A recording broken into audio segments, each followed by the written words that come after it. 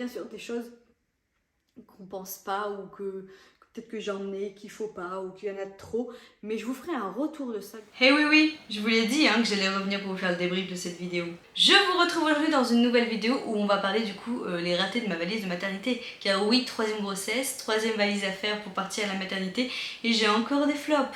Voilà, il y a des choses que je ne me suis pas du tout servi sur mes 3 grossesses, mais ça m'a pas servi de leçon, je crois. Donc du coup, aujourd'hui, je vais revenir avec vous pour vous dire vraiment les inutiles de ma valise de maternité.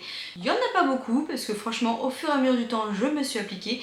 Mais déjà, je vous invite à regarder cette vidéo du coup sur ma valise de maternité, vous comprendrez mieux du coup le truc. Et du coup, c'est parti, je rentre tout de suite dans le vif du sujet. Déjà, je tiens à dire à moi-même que j'ai vachement progressé, je trouve, au niveau des montages. Parce qu'en me regardant du coup une demi-heure ce montage, je me rends compte que j'aurais pu couper plein de scènes, mais bon. Bref, note à moi-même, tu progresses meuf, c'est bien. Faut se faire des fleurs de temps en temps, parce qu'on vous en fait pas, donc faites-vous-en, ça fait du bien au moral. Pour mon petit fiston, donc déjà, la première chose, c'est que j'ai prévu 3 petits bavoirs comme ceci. Alors les bavoirs, j'en ai pas du tout eu l'utilité, par contre j'ai eu l'utilité des langes.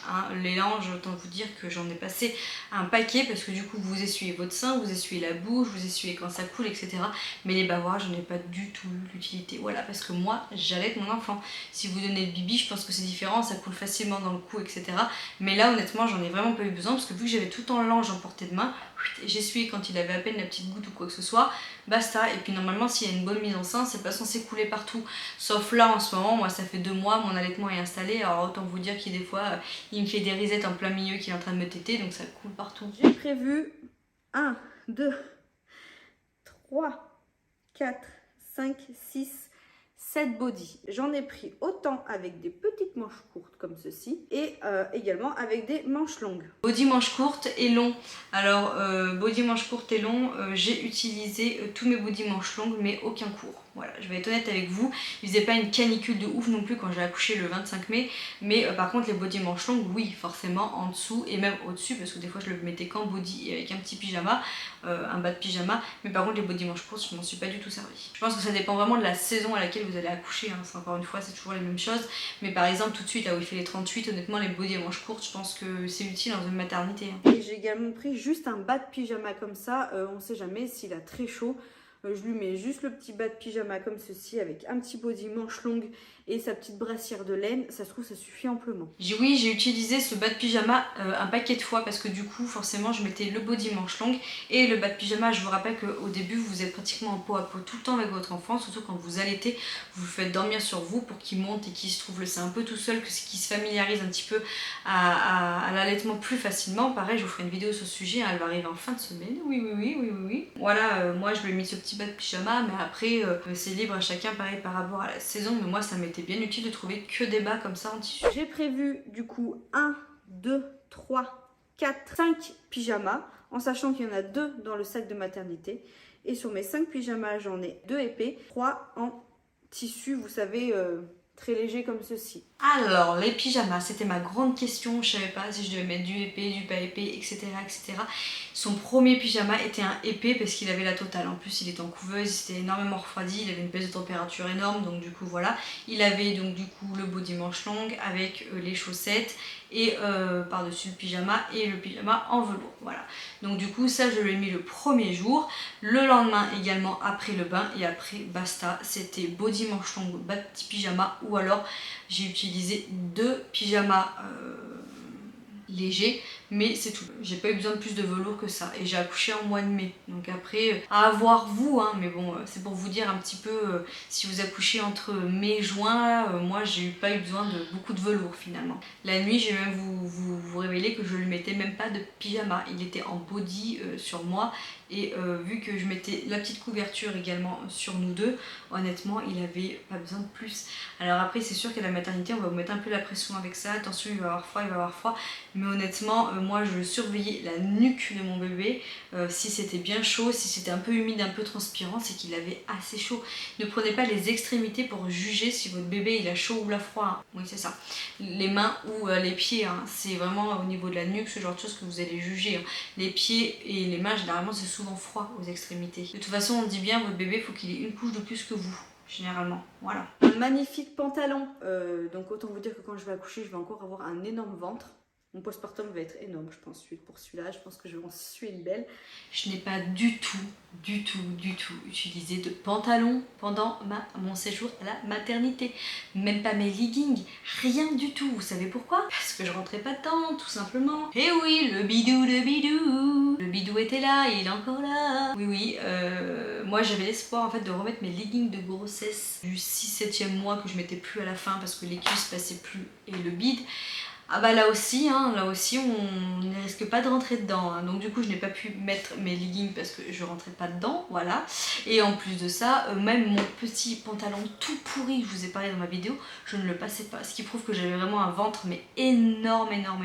J'ai pris moins de poids que pour Léonie, alors que Léonie j'ai pris 33 kilos, là j'en ai pris 25 pour Raphaël, mais j'avais un ventre beaucoup plus gros que pour Léonie, c'est ouf. Par contre j'ai utilisé mon t-shirt Undies rose, ça a été mon fétiche pendant tout le séjour.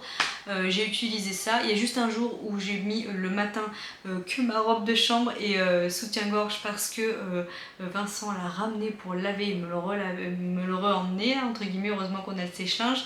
Mais sinon, à part ce short, j'ai rien mis d'autre et le petit peignoir parce que voilà, je rentrais dans rien, j'avais chaud et puis moi j'avais la chance que Voldemort était là entre guillemets, hein, était là par chance et j'ai pas eu de visite donc du coup on s'en foutait que j'étais en mode Beyoncé. Hein. Alors tous les t-shirts, débardeurs etc ça n'a pas été utile pour moi dans le sens où j'étais hyper gênée de mettre ça parce que du coup j'avais encore mon ventre de grossesse et ça dépassait encore un peu etc.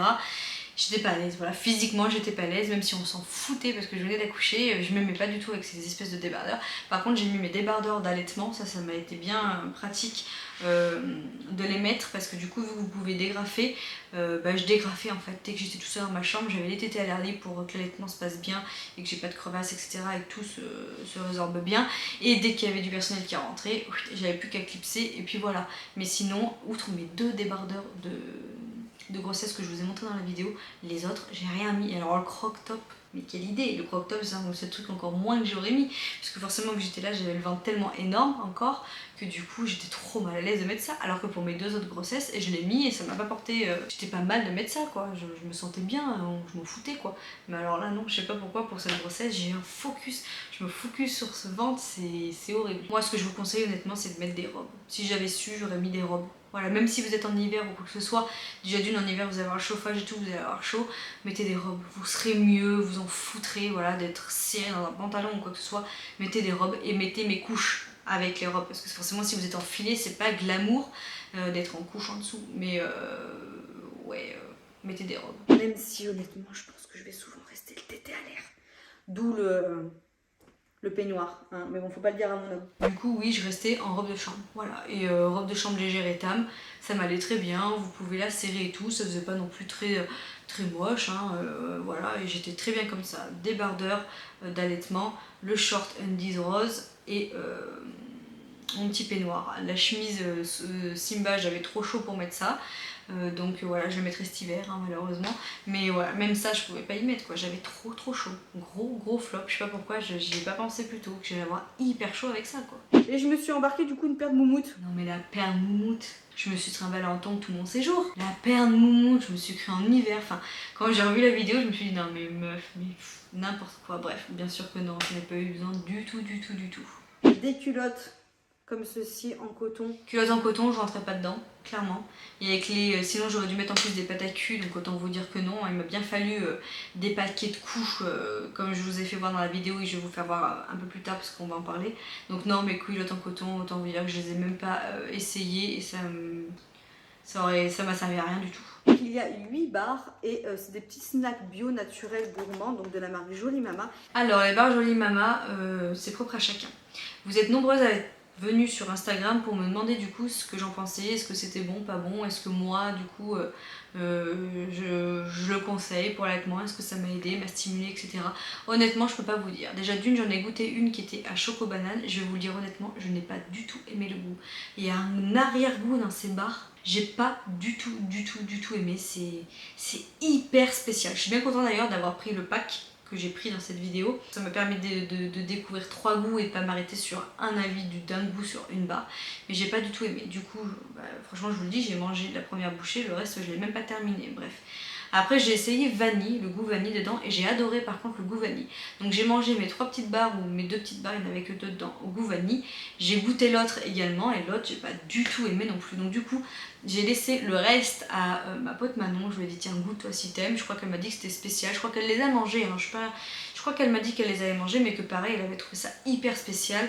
Et voilà, faut vraiment aimer. Celui à la vanille, ça a un petit goût de vanille, ça fait un petit peu noisette, ça fait un petit peu un truc hyper compact. Donc bref, je peux pas vous donner un véritable avis sur ces barres au niveau de la lactation, est-ce que ça stimule pas.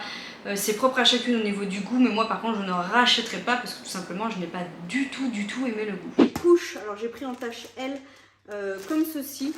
Et pour terminer, donc oui, forcément vous l'avez compris, je valide mes couches culottes en taille L. Ne pas porter ce filet avec ces couches épaisses. Regardez la vidéo sur mon postpartum, je vous en parle dedans, je vous montre même l'épaisseur des couches qu'on vous prête, qu'on vous donne, hein. Vous n'allez pas les rendre, hein. À la maternité. Et honnêtement, voilà, je vous recommande d'acheter ceci. Vous êtes bien dedans, vous enfilez, vous jetez et basta. C'est 10 fois mieux que d'avoir le filet, la couche dedans, etc. Bref, dites-moi vous du coup hein, aussi en commentaire si vous avez des articles comme ça où vous vous êtes dit mince je suis con, pourquoi j'ai pris ça, ça sert strictement à rien. Et puis moi je vous dis à tout bientôt dans une autre vidéo. Ciao.